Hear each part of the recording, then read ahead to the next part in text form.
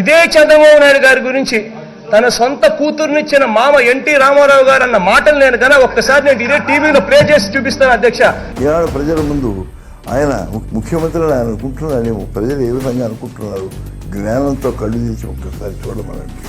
మాకు ఇటువంటి బిడ్డ కలగకూడదు, ఇటువంటి వాడు మా కుటుంబంలో పుట్టకూడదని ప్రతి వాడు అనుకుంటున్నారు. మానవులం కాదు మేము, పశువులం.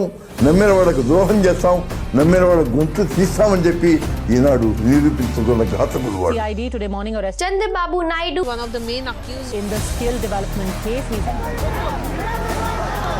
ఇంత అడ్డగోలుగా దొరికిపోయినా కూడా ప్రశ్నిస్తా అన్నవాడు ప్రశ్నించడు. ఆయన చేసినదల్లా ఒక్కటే, ఎవరిని ఈ విధంగా లోబర్చుకోగలరు, ఏ ప్రలోభంతో ఎవరినైతే తన వాడిని తిప్పుకోగలవాలో ఆ విధంగా ప్రయత్నించాడు ఆయన. మీరు కలిసి పొత్తు కలిసిన కారణం ఏంటో చెప్పాలి.